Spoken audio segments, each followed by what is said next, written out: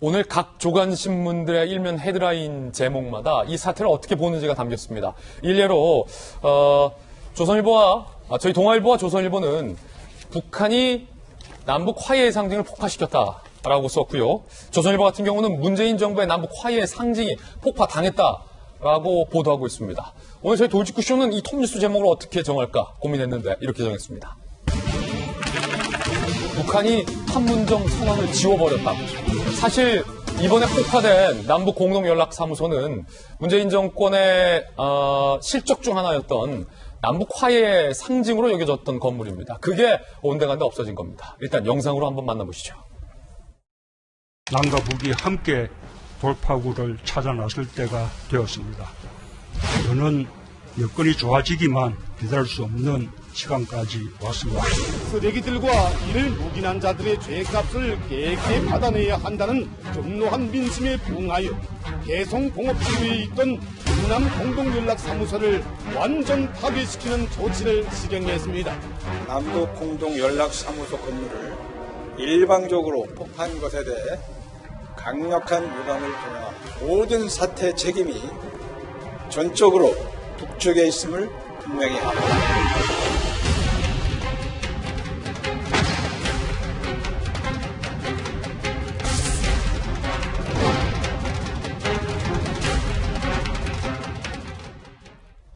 이른바 북한의 냉면 비방에도 불구하고 문재인 대통령이 남북 경협을 강조한 지 하루 만에 북한의 기밀의 지시대로 남북 공동연락사무소가 폭파된 겁니다.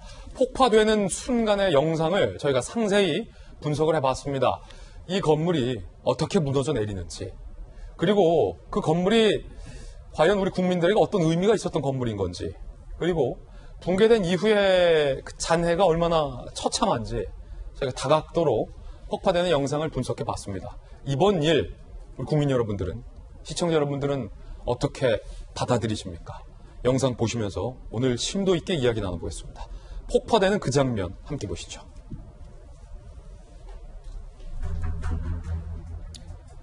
자, 지금 큰 폭발음과 연기와 함께 여러분들이 보실 때 좌측에 위치했던 남북 공동연락사무소 건물이 온데간데 없이 무너집니다. 지금 카메라에 폭발로 인한 파동이 전달되는 거 느껴지십니까?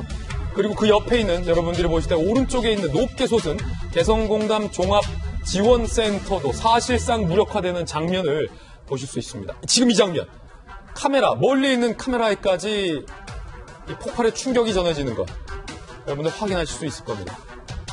이 장면을 멀쩡했던 건물과 폭파되는 장면, 두 가지 장면을 비교해서 이번엔 살펴보겠습니다. 자, 두 동의 건물로 이루어져 있습니다. 왼쪽에 보시죠. 이게 공동연락사무소. 하얀색, 회색의 연기가 하늘 높이 있었고요. 형체도 없이 사라지는 모습 선명하게 대비됩니다. 자세히 보시죠. 이렇게 말입니다. 자, 이번에는 폭파 이후의 잔해랄까요? 흔적이랄까요? 길게 줌하겠습니다. 줌인 해보겠습니다. 자, 개성공단 지원센터 건물 자세히 보고 계시죠? 전면 이 파사드라고 하시죠. 파사드. 전면 부분이 완전히 다 무너져 내리는 장면. 왼쪽에 공동연락사무소는 아예 형체도 찾아보기 힘든 장면. 이게 폭파 후인데요. 자세히 한번 보실까요? 카메라는 흔들리고 연기는 치솟고,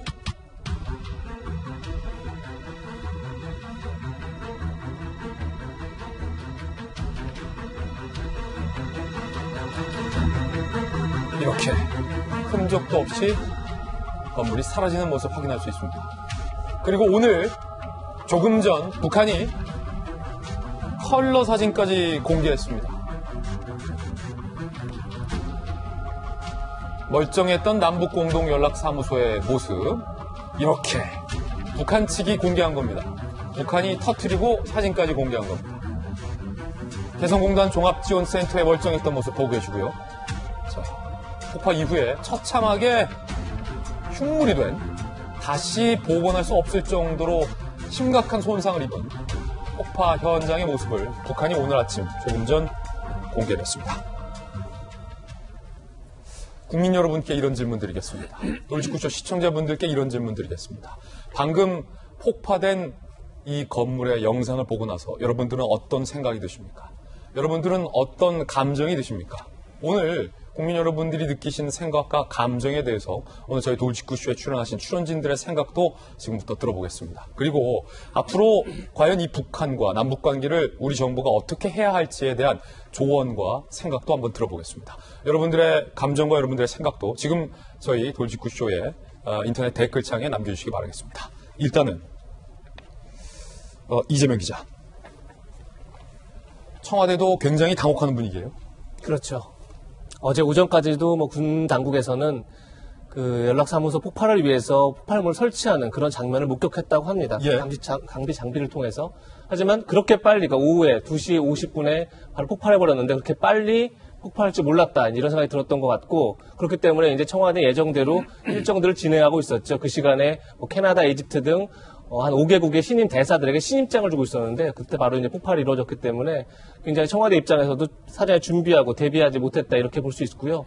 특히나 이제 개성공단이라는 게 중요하죠. 개성 연락사무소라는 게 어떻게 보면 2018년 4.27 판문점 선언의 결과물이죠. 그리고 문재인 정부의 최대 대북 치적이라 이렇게 볼 수 있는 그런 이제 남북 간의 소통의 창구였는데 거기가 무너진 것도 문제였고 바로 옆에 있던 개성지원센터까지 이제 거의 반파되면서 사실상 개성공단 자체가 사실상 폭파된 게 아니냐 이렇게 이제 볼 수 있게 된 거죠. 개성공단 전체가. 그렇죠. 근데 그렇게 되면 어떤 문제가 생기냐면 개성공단은 어떻게 보면 2000년 6.15 그러니까 최초의 어떻게 보면 남북 정상이 만나서 공동선언을 통해서 만들어진 게 개성공단이죠. 그렇게 되면 좀 더 이제 해석을 더 크게 넓히게 되면 바로 이제 그냥 문재인 정부의 한반도 평화 프로세스뿐이 아니라 진보 정부 김대중 정부 때부터 시작된 어떻게 보면 햇볕 정책 자체를 북한이 부인하고 파기했다. 이렇게까지 해석할 수 있는 그런 대목입니다. 그렇군요. 여기에 들어간 우리 대한민국 예산이 얼마인 줄 아십니까?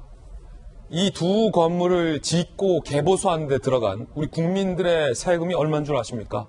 북한이 방금 단 몇 초간에 날려버린 우리 국민들의 자산이 얼마인 줄 아십니까?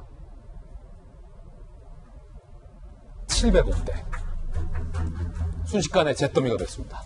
남북연락사무소 건설과 개보수에 우리 정부 예산 177억 8천만 원이 투입됐습니다. 정부 국유재산 목록에도 기재가 돼 있는 대한민국의 자산입니다. 땅은 비록 북한이 제공했을지 몰라도 그 땅 위에 방금 다 날아간 저 건물은 대한민국의 국유자산 목록에도 기재돼 있는 우리 돈 177억 8천만 원이 투입된 대한민국 자산이란 말입니다. 북한이 우리 정부 재산을 침해했다는 논란이 지금 일고 있는 대목입니다. 그렇다면 그 옆에 있는 개성공단 종합지원센터는 어떨까요?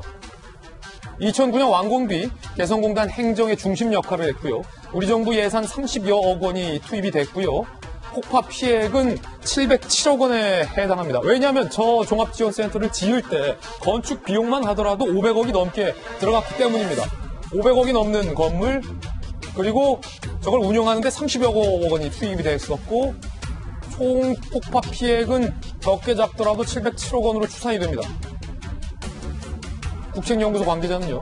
터지만 북한 소유고 건설 비용 등은 모두 남측이 부담했기 때문에 남측이 자산이다. 이를 일방적으로 폭파한 것은 판문점 선언뿐 아니라 과거의 남북 합의를 모두 깨버린 행위다라고 이야기를 했습니다.